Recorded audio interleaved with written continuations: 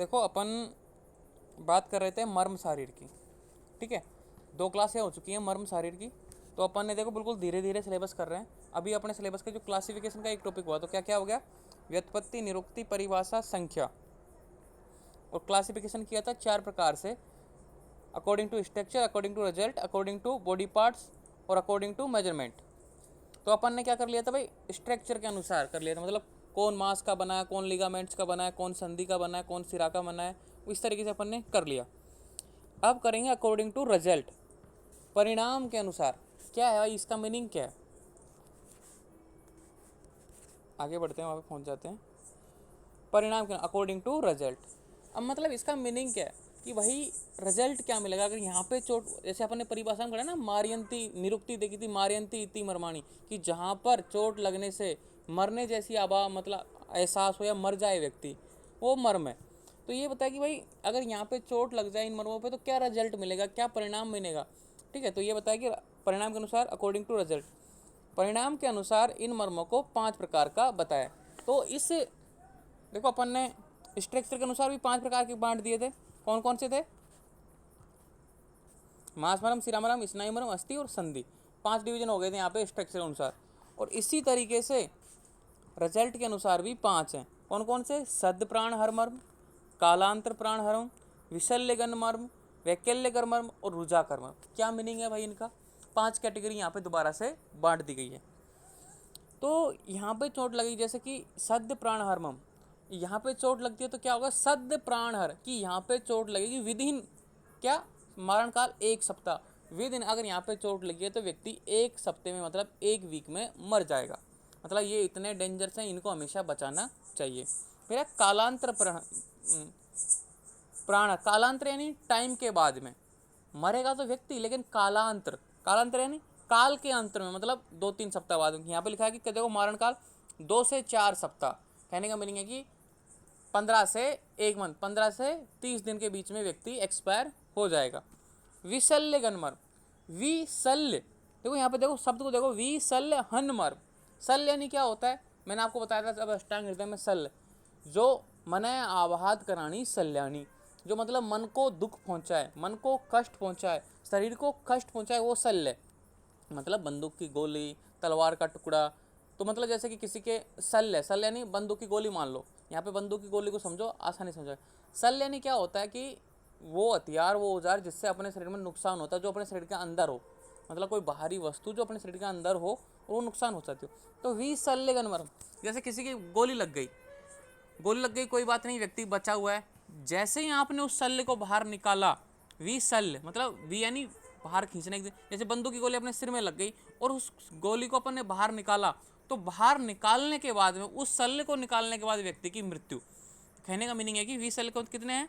शल्य निग्रहण पश्चात मृत्यु, मरण काल में देखो अगर आपने उस गोली को बाहर निकालने की कोशिश की, अपन बोलते हैं ना माइंड में गोली फंसी हुई है, आप इसको छेड़छाड़ी मत करो, इसको रहने दो, अगर इसको छेड़छाड़ी करोगे तो व्यक्ति मर जाएगा। तो ये कितने हैं? 3। तो अभी बताऊंगा दोबारा से। वैकल्य कर मर्म, वैकल्य कर मर्म कितने हैं? 44। इसमें क्या होता है? ये 44 मर्मों पे अगर आपको चोट लगी है, ज़्यादा आघात लगा है, इनका डैमेज हुआ है, तो एक तुल्यता, एक तुल्यता क्या होता है? विकलांग रूपता, मतलब जैसे कि लखवा, जैसी उसकी स्ट्रक्चर है ना, जैसे कि व्यक्ति एक तरफ देखने लग जाता है, महंगा हो जाता है, मतलब हाथ पैरों से एक हाथ काम नहीं करना, एक रूपता हो जाती है। तो उसका जो अंग है ना, विशेष अंग, जो उसका अंग है एक रूपता, मतलब वो एक्टिव नहीं होता, मतलब निष्क्रिय हो जाता है एक तरीके से। क्या बोलते हैं? पैरालिसिस हो जाता है। पैरालिसिस हो जाता है ना व्यक्ति की, किसका इसका हाथ काम नहीं कर रहा, इसका पैर काम नहीं कर रहा, इसकी गर्दन मुड़ नहीं रही है, ठीक है, इसका इसका ये एरिया शून्य हो चुका है, यहाँ पे कोई सेंसेशन नहीं है। तो वो एक तुल्यता, मतलब एक तरीके से यहाँ पे उसका वो विशेष पर्टिकुलर अंग है, पैरालिसिस हो जाता है। रुजाकर मर्म, रुजाकर मर्म क्या होता है? वेदना निरंतर। अगर इस रुजाकर मर्म का मीनिंग है कि यहाँ पे चोट लगेगी तो व्यक्ति कितना ही टैबलेट ले लो, दर्द होता ही रहेगा। आप टैबलेट मतलब वेदना नाशक होते हैं, दर्द नाशक दवाइयाँ खाते रहो, फिर भी कोई असर नहीं करेगा, थोड़ी देर असर होगा, फिर से दर्द स्टार्ट हो जाएगा और वो जीवन भर चलता ही रहेगा। तो इस तरीके से 5 कैटेगरियाँ। अब स्टार्ट करते हैं। सद प्राण हर मर्म, क्या क्वालिटी है? संख्या कितनी है अपनी पूरी बॉडी में? 19 जगह ऐसी हैं, अगर यहाँ पे चोट लगी तो व्यक्ति मरेगा, ठीक है। महाभूत देखो कौन सा डोमिनेंस है इसमें? महाभूत, अग्नि महाभूत, आग्नेय महाभूत, ठीक है। मारण काल 1 सप्ताह बता ही दिया। अब देखो यहाँ पे है सद्य प्राण हर, कौन कौन से हैं, और देखो जितने भी मर्म पढ़ोगे आप स्ट्रक्चर के अनुसार, रिजल्ट के अनुसार, मेजरमेंट के अनुसार, ठीक है, ये सब इनमें से सबसे इंपॉर्टेंट कौन है अकॉर्डिंग टू रिजल्ट, और उनमें भी सबसे कौन से हैं सद्य प्राण हर। ये मतलब ये जो पाँचों के पाँचों है ना इंपॉर्टेंट है, क्योंकि यही एग्जाम में ज़्यादा पूछे जाते हैं। हमारे बार भी यही क्वेश्चन आया था कि ये कौन सा है, वैकल्यकर मर्म आया था कि वैकल्यकर मर्म को विस्तार से वर्णन कीजिए। अब वैकल्यकर मर्म आ गया 10 नंबर में, तो हमने 44 लिखे, नाम सहित लिखे, उनका महाभूत लिखा और एक दुर्लभता ये लिखा आपने, तो 44 आपने सही लिख दिया तो आपका क्वेश्चन सही हो जाएगा। तो अब सद्य प्राण हरों में कितने हैं 19, एक कम 20, महाभूत आग्नेय। अब इस महाभूत का मुझे कुछ समझ नहीं आया कि भाई क्यों है इसमें डोमिनेंसी अग्नि महाभूत की, सौम्य की, वायव्य की, ये मुझे को समझ नहीं आया थोड़ा सा। तो किसी को पता हो, किसी टीचर ने बताया हो आपके कॉलेज में तो आप बता सकते हो। भारती कुशवाहा अपना माइक ऑफ रखें, सभी बच्चे माइक ऑफ रखा करो ना। किसी को पता लगे ना इस महाभूत का क्या रोल है यहाँ पे तो बता देना मेरे को भी, है ना, किसी टीचर से पूछ के कि भाई यहाँ पे आग्नेय महाभूत ही क्यों है। और मरण काल तो 1 सप्ताह। अब देखो सद्य प्राण हर्म श्लोक याद करना है। मैंने एक बात बताई कि ऐसे याद करोगे तो मर्मों को समझ में नहीं आएगी, भूल जाओगे आप, कुछ ना कुछ मिस कर दोगे, 19 के 19 याद नहीं रहेंगे। तो श्रृंगाटक है, अन्य अधिपति शंख कंठ सिरहा गुदम हृदम वस्ती नाभिच्य घनंती सदो हतानी तू, सुश्रुत सारेट का श्लोक है। ये बोला है कि श्रृंगाटक अर्थात आचार्य सुश्रुत ने इन मर्मों की संख्या 19 मानी है जो निम्न प्रकार है। श्रृंगाटक, अब आप बताओगे, मैं नहीं बताऊंगा श्रृंगाटक क्या होते हैं, मैंने बताए थे क्योंकि अपन ने 107 मर्मों के नाम देख लिया, वही दोबारा से रिपीट होंगे सारे के सारे।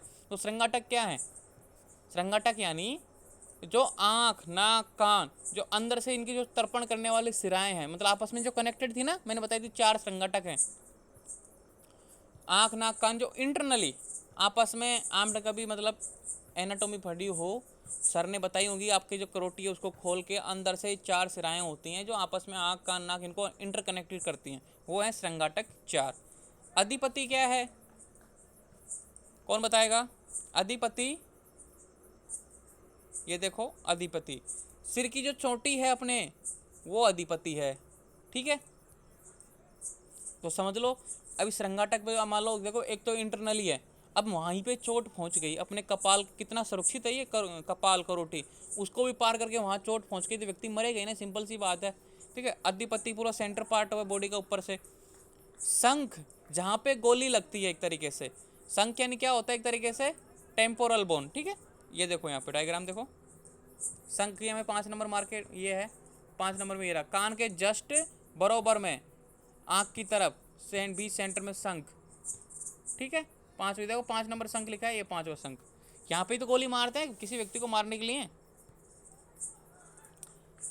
कंठ सिरा, कंठ सिरा अपन ने देखो कंठ सिरा की थी, नीला मन्या की के बाद में 8 कंठ सिरा की थी, 4 लेफ्ट की 4 राइट की, जो क्या करती गर्दन की वेसल्स हैं, गर्दन में रक्त की सप्लाई करती हैं, वो कंठ सिरा। अब मान लो मैंने तभी तो बताया था ना कि भाई गर्दन को क्यों दबाते हैं, गले को क्यों दबाते हैं, क्योंकि जल्दी व्यक्ति मरता है, ठीक है। तो कंठ सिरा 8। गुद मतलब जो अपनी एनस है, ठीक है, जहाँ मलाशय एकदम से मल का उत्सर्जन होता है वो। हर्ट, अब हर्ट में थोड़ी सी भी चोट लगेगी तो व्यक्ति मरेगा ही ना, ठीक है। वस्ती मतलब ब्लेडर, और नाभि अम्बिलिकल कोड। ये कितने हो गए 4 1 5 6 7 8 9 10, 10 और 8 18 1 9 19, मतलब ये क्या है सद्य प्राण हर मर्म है आचार्य सुश्रुत के अनुसार। अब ऐसा तो है नहीं कि आपने थोड़ा सा मारा व्यक्ति मर जाएगा, आपने एक मुक्का मारा छाती पे हार्ट पे व्यक्ति मर जाएगा, नहीं है। कहने का मीनिंग ये है कि इन पे चोट लगती है तो व्यक्ति के मरने की संभावना 99% होती है, ठीक है। तो इनको हमेशा बचाना चाहिए, मतलब विशेष इंजरी से इनको बचाना चाहिए। यहाँ पे आपके प्राण मतलब एक तरीके से बसे रहते हैं, तो ये है सद्य प्राण हर। तो मारण काल कितना है 1 सप्ताह। कहने का मीनिंग है कि आपने अगर आपकी इनमें प्रॉब्लम है और आपने 1 सप्ताह तक ट्रीटमेंट नहीं लिया, इनको कोशिश नहीं की सही करने की, तो आप एक्सपायर हो जाओगे, ठीक है। तो ये है सद्य प्राण हर मर्म। आप देखो कालांतर प्राण हरम, कालांतर प्राण हरम में क्या बताया था, यहाँ पे देखो दोबारा से सारणी में कितने हैं 33, टोटल कितने हैं कालांतर प्राण हरम 33। महाभूत कौन से हैं, सौम्य प्लस आग्नेय, शायद ये भी हो सकता है आग्नेय है इसलिए भाई 1 सप्ताह इसमें सौम्य मिल गया, मतलब ठीक है, जल है, जल साथ में है इसमें, तो इसलिए इसका जो मरण काल है वो बढ़ गया 2 से 4 सप्ताह, मतलब 15 से 30 दिन। अब देखो कौन कौन है।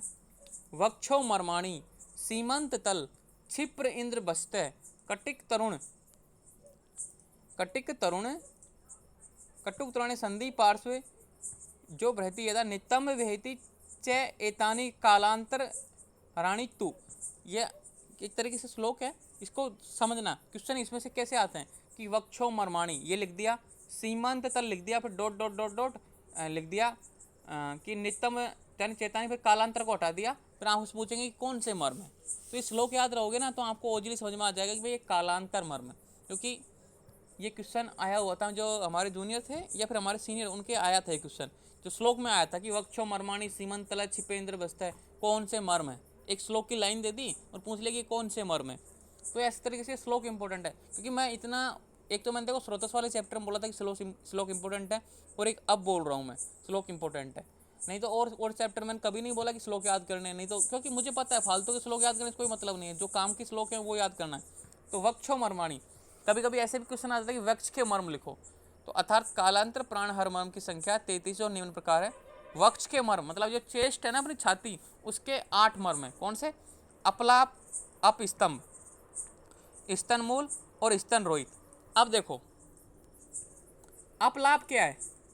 अपलाप मैंने बताया था, जैसे कि अपना ये गर्दन हो गई, ये अपना सिर हो गया, ठीक है, ये आँख बना दी मैंने, ये अपना शरीर हो गया। देखो डायग्राम पे मत जाना, ठीक है, हंसना मत है ना। तो अपनी जो बगल है वो क्या है? अपलाप, मतलब लेटरल पोजीशन में जो अपनी बगल होती है ना वहाँ पे है ये, तो अपलाप। अपस्तंभ क्या बताया था मैंने? जो अपनी श्वास नली जो 2 भागों में बांटती है ना, वो ब्रोंकाई, वो क्या है? अपस्तंभ। स्तनमूल, जैसे कि स्तनमूल क्या बताया था मैंने आपको? मूल यानी नीचे, जैसे कि ये स्तन है यहाँ, ठीक है, ये स्तन है तो इसके नीचे यहाँ पे, और स्तन रोहित ऊपर। तो ये वक्ष के 8 मर्म है। क्वेश्चन आता है कि वक्ष के मर्म लिखिए, तो पहले आपको पता होना चाहिए कि वक्ष में जो अपनी चेस्ट है उस पर 8 मर्म होते हैं, 2 अपलाप, 2 स्तंभ, 2 स्तन मूल और 2 स्तन रोहित। समझ में आ रहा है कि नहीं आ रहा मैं क्या बोलना चाह रहा हूँ? अब तो देखो दोबारा से रिपीट हो रहे हैं ये, तभी तो बोलता हूँ एक बार वहाँ पे रिपीट कर दिए स्ट्रक्चर के अनुसार, एक बार यहाँ पे रिपीट कर लेंगे, फिर एक बार अपन जो रिजल्ट के मतलब जो माप है ना मेजरमेंट के अनुसार, फिर एक तो अपन फिर शक्ति के अनुसार अपने बॉडी की पार्ट कहाँ कौन से हिस्से में, तो 4 बार आएंगे तो इस तरीके से याद होंगे। एक बार में याद नहीं होते, तो दोबारा रिवीजन हो रहा है एक तरीके से, ये बस जगह चेंज होती आ रही है। क्योंकि एक बच्चा जो अपने हाइट के अनुसार कहता भाई मैं ये मांस का बना हुआ, ये छोटा है, ये पतला है, ठीक है, अब वो लंबाई के अनुसार आ गया, कोई व्यक्ति मोटा है लेकिन छोटा है तो छोटी वाली साइज में आ जाएगा। इस तरीके से कैटेगरी बटी हुई है। अब देखो वक्षो मर्माणी हो गए, 8 मर्म हो गए वक्ष के। सीमंत, सीमंत क्या होता है? मैंने क्या बताया था? सूचर। अपनी जो सूचर है ना अपने सिर की, जो बोन है, एक्सोपेटल, टेम्पोरल, ठीक है, फ्रंटल, इन जो बोन होती है ना 5 बोन, उनको मतलब जो जोड़ने वाली सूचर होती हैं, जिनको अपन अचल संधियां बोलते हैं, वो सीमंत 5। तल हृदय, तल हृदय सेंटर पार्ट ऑफ फुट, और अपने जो हथेली है पाम, उसका जो सेंटर पार्ट है, 2 पैरों में 2 हाथों में 4। छिप्र, छिप्र कितने होते हैं? 4। अपना अंगूठा और पहली उंगली, ये अंगूठा हुआ, ये पहली उंगली हुई, तो ये पॉइंट जो डॉट है ना ये क्या है? छिप्र। 4 हैं दोनों हाथों में, दोनों पैरों में। अब याद हो गए, मुझे भी याद हो गए, देखो तुम्हारे साथ मेरे भी रटा आ गए। इंद्रवस्ती, इंद्रवस्ती क्या है? देखो डायग्राम पे आ जाओ। ओके अर्षिता, समझ में आ रहा है। अब देखो इंद्रवस्ती पे आ जाओ। इंद्रवस्ती देखो यहाँ पे, ये रहा, जो अपना काफ रीजन की मसल्स हैं, घुटने से और ये टकना है उसके बीच में जो काफ रीजन है, ठीक है, जो लेग है अपनी, उसकी जो काफ रीजन की मसल्स हैं वो क्या है? इंद्रवस्ती। तो दोनों पैरों में, इधर इस तरीके से, हाथों में देखो ये रहा इंद्रवस्ती, INDRA वस्ती, इसी तरीके से हाथों में। तो 4 हो गए ना इंद्रवस्ती, दोनों हाथों में, दोनों पैरों में।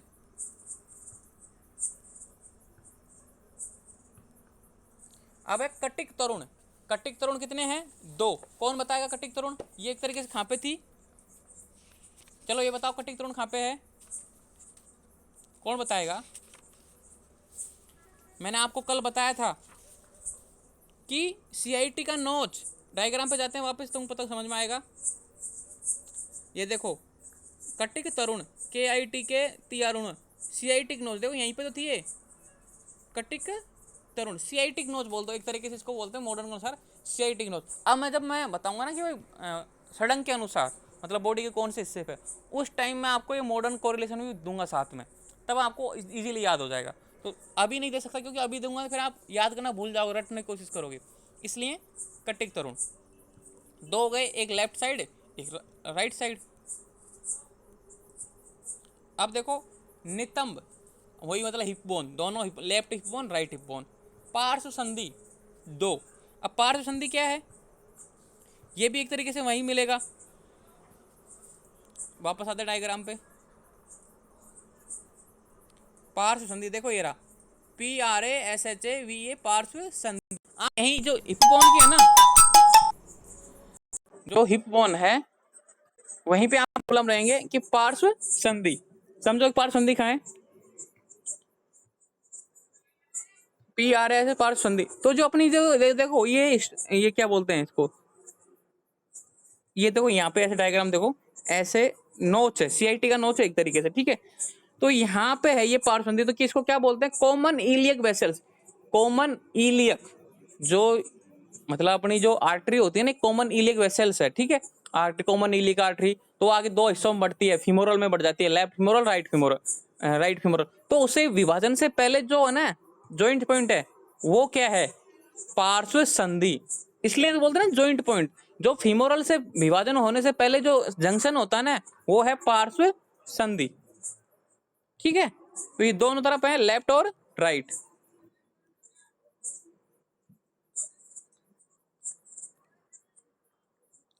नितंब हो गया।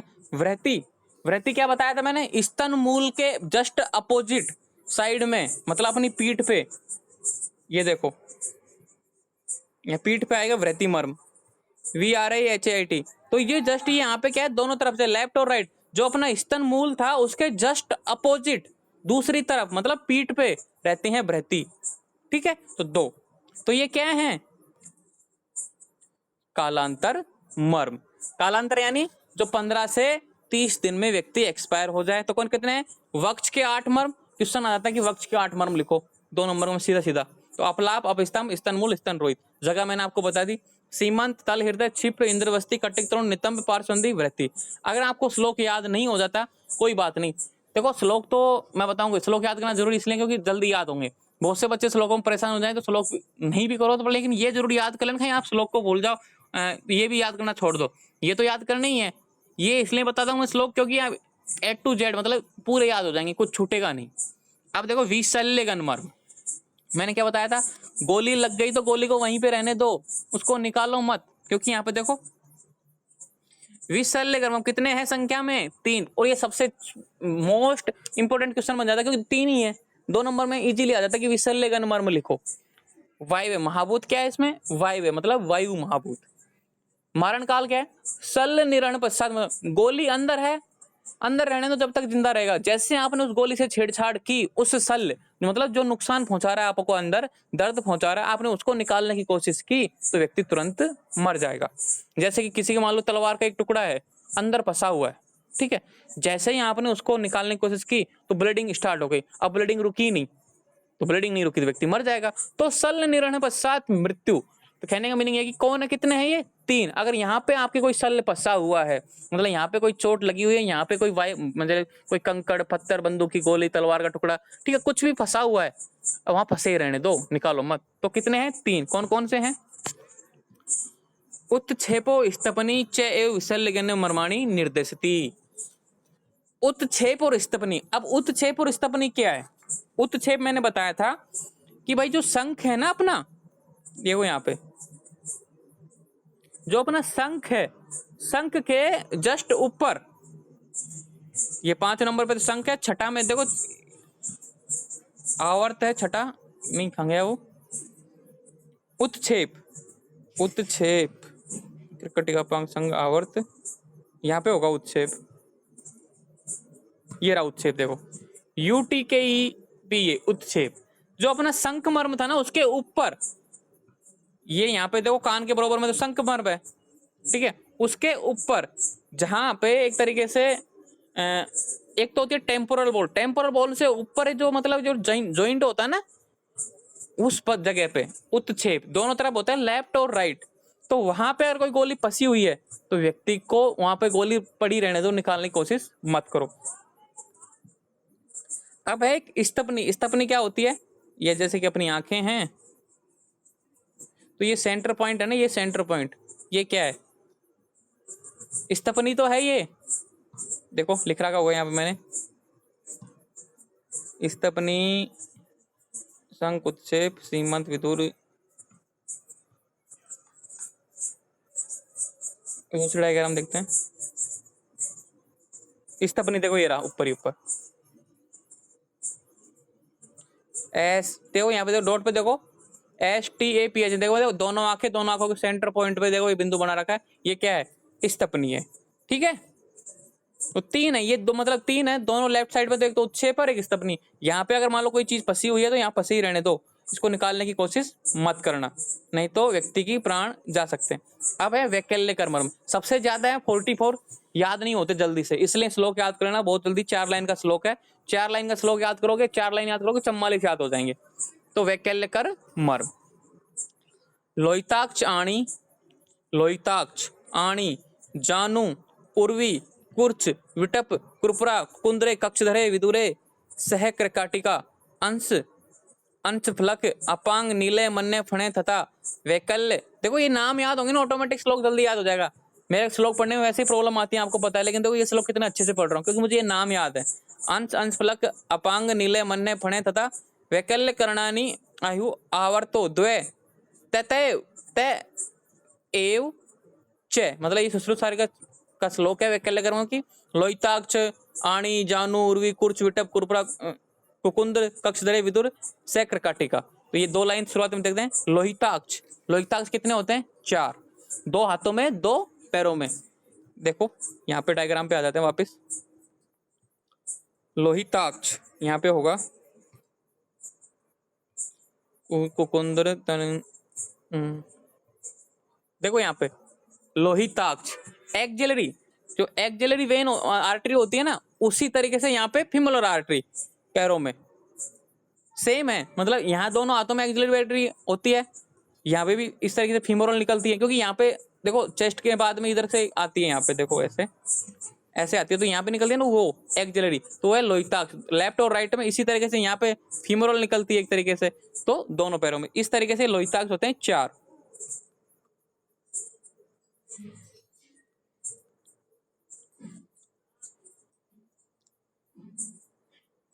आणी, आणी कितने हैं? 4। अब आणी क्या होता है, कौन बताएगा? देखो ये रहा आणी, अपने जो घुटना है, घुटने से 3 अंगुल ऊपर, घुटने से 3 अंगुल ऊपर क्या है? आणी। इसी तरीके से जो अपनी कोहनी है, कोहनी से 3 अंगुल ऊपर आणी, तो 4, ठीक है। अब जल्दी जल्दी करेंगे।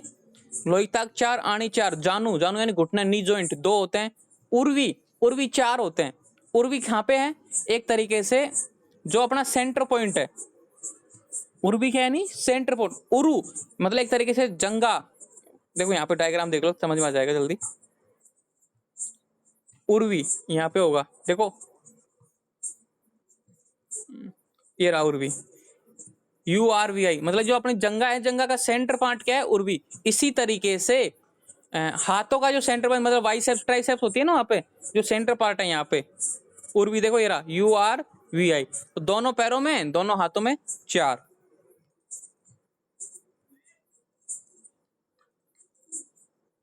उर्वी हो गया। कूर्च, कूर्च क्या बताया था मैंने आपको? मीडियल लिगामेंट, मीडियल लिगामेंट था कूर्च। देखो ये रहा कूर्च, क्या है? 3 नंबर। तो कूर्च यहाँ पे 3 नंबर में देखो, ये अंगूठे की तरफ है, अंगूठे की तरफ मतलब मीडियल लिगामेंट, ठीक है। अब कूर्च सिर था, फिर अगला लेटरल लिगामेंट चौथा नंबर पे। तो दोनों हाथों में भी इस तरीके से है, दोनों पैरों में, तो 4 4 है ये, कूर्च और कूर्च सिर। तो कूर्च तो क्या है? मीडियल लिगामेंट, और कूर्च सिर क्या है? Lateral ligament.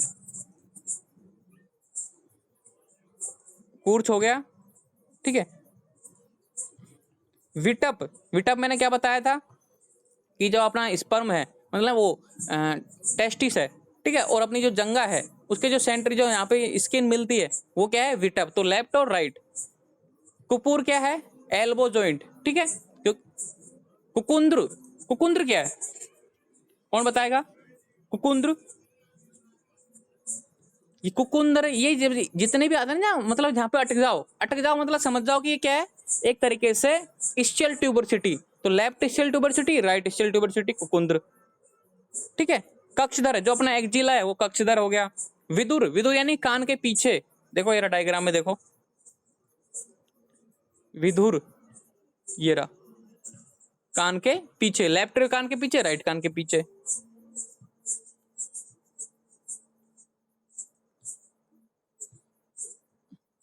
विदुर हो गया।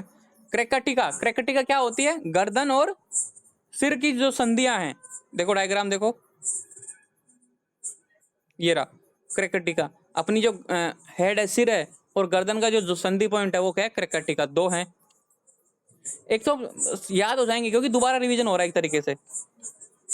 अंश, अंश मैंने क्या बताया था, ग्लेनोइड कैविटी मतलब ह्यूमरल लिगामेंट, एक तरीके से क्या था ये, ग्लूनो ह्यूमरल लिगामेंट। जो ग्लेनोइड गुहा होती है उसमें ह्यूमरस का सिर आके जुड़ता है, जो उसको वहां पे बांधता है वो क्या है, अंश है। और अंश फलक क्या है, स्कैपुला। अपांग, अपांग क्या है, ये आंख की, ये आंख है मान लो, ठीक है, ये नाक हो गई, तो ये जो संधि होती है ना अपांग, आंख जहां पे मिलती है कान की तरफ वाली, वो होती है अपांग, ठीक है। अपन तर्पण वाले में भी किया था अपांग संधि। नीला, नीला यानी jugular vein, left jugular vein और राइट जुगलर वेन। मन्या, मन्या क्या, carotid artery, left carotid artery, right carotid artery. फण, फण क्या होती है, मैंने बताया था आपको कि जैसे कि अपनी ये नाक है, ठीक है, दो नोस्ट्रिल हो गए, तो इस दोनों नोस्ट्रिल के जो यहाँ पे अंदर की तरफ जो वहां पे आवर्त बने होते हैं वो होते हैं फण, ठीक है। क्योंकि अब इजी हो गया सब कुछ, क्योंकि अपन ने याद कर लिए। अब है आवर्त, आवर्त क्या है, कौन बताएगा आवर्त। आवर्त अपनी जो आंखें हैं, भ्रू हैं, ठीक है, जैसे कि मैं बताऊं, डायग्राम बनाता हूं, ये आंखें हैं, तो आंखों के ऊपर जो 20 सेंटर पॉइंट है, आंखों से थोड़ा सा ऊपर, तो भ्रुओं के मध्य में जो डॉट होता है ना, भ्रू जो अपनी पलकें हैं उसके ऊपर, वो क्या है, आवर्त। लेफ्ट राइट के ऊपर और राइट दोनों आंखों के ऊपर एक एक, तो आवर्त दो। इस तरीके से कितने हो गए, 44। कब मरेगा व्यक्ति इसमें, वैकल्य कर्म में क्या बताया मैंने, 44 है, सौम्य है, और एक तुल्यता, मतलब यहाँ पे आपके इन 144 जगहों पे आपके चोट लगेगी तो आप उस विशेष अंग की क्रियाविधि खो दोगे, एक तरीके से आप क्या बन जाओगे, पैरालिसिस हो जाओगे। अब देखो सद नहीं, ये तो हो गया। अब है रुजाकर मर्म, लास्ट है 8 मर्म है रुजाकर, मतलब हमेशा दर्द हो देने वाले, रुजाकर मर्म। अर्थात रुजाकर मर्म 8 जो निम्न प्रकार है, गुल्फो द्वय मणिबंधो द्वय द्वे द्वे कूर्च सिरांसी च रुजाकरणानी जानी या द्वेष्टो वेतानी बुद्धिमान है। रुजाकर मर्म 8 बताएं, गुल्फ के 2। गुल्फ क्या होता है, जो अपना टकना होता है ना, टकना पैर का, वो होता है गुल्फ। मणिबंध क्या होता है, अपनी जो कलाई होती है ना हाथों की, वो। कूर्च सिर क्या होते हैं, लेटरल लिगामेंट, मतलब ये देखो अपन ने यहां मैंने बताया था ना, कूर्च 4 होते हैं, कूर्च सिर, कूर्च तो क्या होता है, मीडियल लिगामेंट होते हैं, ये क्या है, लेटरल लिगामेंट है, कूर्च सिर। तो यहाँ पे देखो कूर्च सिर 4 नंबर मार्किंग कर रखे, तो 4 नंबर कहाँ है, लेफ्ट की तरफ है, ये देखो कूर्च सिर है, तो लेटरल लिगामेंट। इसी तरीके से हाथों में, इसी तरीके से पैरों में, तो ये कितने हो गए 8। 4 तो कूर्च सिर, 2 मणिबंध, 2 गुल्फ। गुल्फ यानी क्या होता है, अब आपको समझ में आ जाना चाहिए, गुल्फ जब भी गुल्फ आए तो मतलब अपना जो पैर का टकना होता है ना, ठीक है, एक तरीके से जो लेग और फुट का जो जॉइंट होता है उसको बोलते हैं गुल्फ, ठीक है। मणिबंध क्या बोलते हैं, अपना जो कलाई है और अपनी जो हाथ है उसका जो जॉइंट होता है, मतलब एक तरीके से रिस्ट जॉइंट, उसको बोलते हैं मणिबंध। तो ये आपके टर्मिनोलॉजी याद हुई, एक तरीके से आयुर्वेदा की बहुत बड़ी टर्मिनोलॉजी है ये, 107 आपको नाम याद हो गए एक तरीके से। तो अब ये हो गया एक तरीके से रिजल्ट के अनुसार, और सबसे इंपॉर्टेंट यही है रिजल्ट के अनुसार मर्म, ठीक है, वेरी वेरी इंपॉर्टेंट। तो कोशिश करना इनको याद करने की। कल अपने होंगे किसके अनुसार करेंगे अपन, कल अकॉर्डिंग टू बॉडी पार्ट्स और अकॉर्डिंग टू मेजरमेंट, ये दोनों करने के बाद में कल ये क्लास पूरी हो जाएगी, कल ये चैप्टर पूरा हो जाएगा। कल अपन 2 क्लास लेंगे, 6 से 7 और 7 से 8, ठीक है, 2 क्लास लेंगे, कल ये चैप्टर पूरा करवाएंगे। तो 20 तारीख को कल ये चैप्टर पूरा हो जाएगा। तो कल 6 से 7 है क्लास, एक तो एक है 7 से 8, ठीक है। कल ये चैप्टर कंप्लीट करवा देंगे अपन। मिलते हैं अब कल, थैंक यू। कल ये चैप्टर पूरा करा के अपना एक चैप्टर बचेगा, वो फिर अपन एक दिन में करवा देंगे उसको। धन्यवाद, ठीक है, थैंक यू, मिलते हैं कल।